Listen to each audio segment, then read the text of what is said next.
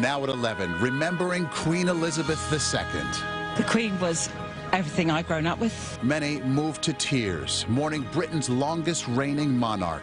Very, very difficult being without her. Crowds pay their respects from across the pond to the tri-state area. I've just been reflecting all day about what a huge change it's going to be for the entire world now that she's gone. Tonight, a tribute to the Queen's life and legacy.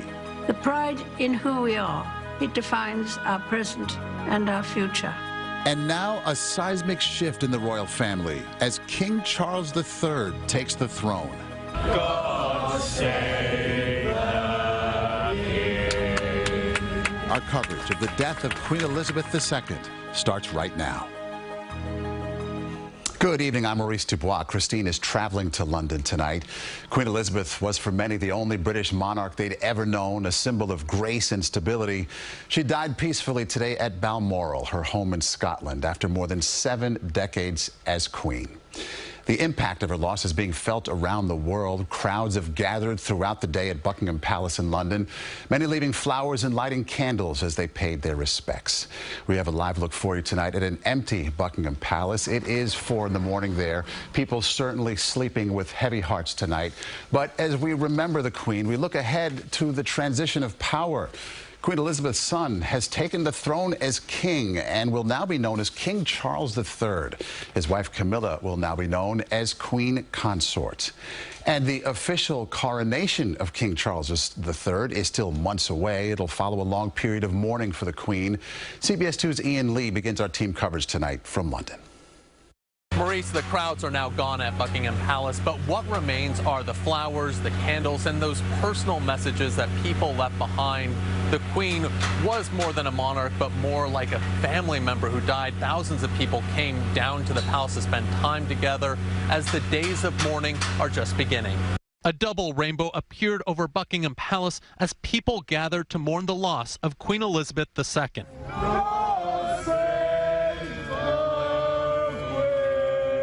The crowd sang the British national anthem, many remembering their 96-year-old monarch. For most, she was the only one they'd ever known. I thought she was fantastic, a role model for everybody, and never put a foot wrong, did she? It's one of them things you never believe is going to happen. It's quite upsetting, really. You know, just that feeling in your stomach, you don't really know what to say. Buckingham Palace said in a statement that the Queen died peacefully at Balmoral, her summer castle in Scotland. She was surrounded by family, including her son, now King Charles III. How is her family coming together? 73-year-old King Charles is more outspoken than his mother and has spent years championing the fight against climate change.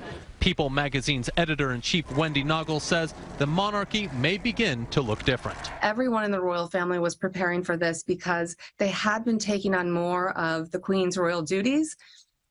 Now they're really going to be putting their own stamp on it. The Queen's final public appearance came on Tuesday when she appointed Britain's new Prime Minister, Liz Truss. Queen Elizabeth II was the rock on which modern Britain was built. The Queen's body will remain in Scotland for a few days, then it will be brought down here to London. It's going to have, there's going to be a procession from Buckingham Palace to Westminster Hall. That's where it's going to lie in state for a few days. Thousands upon thousands of people are expected to walk past it as it is lying in state. And after that, in about 10, 11 days' time, that's when we are expecting this funeral that is going to be broadcast around the world. Once that's done, her body is going to be laid to rest at Windsor Castle next to her husband. Ian Lee, CBS 2 News, Buckingham Palace.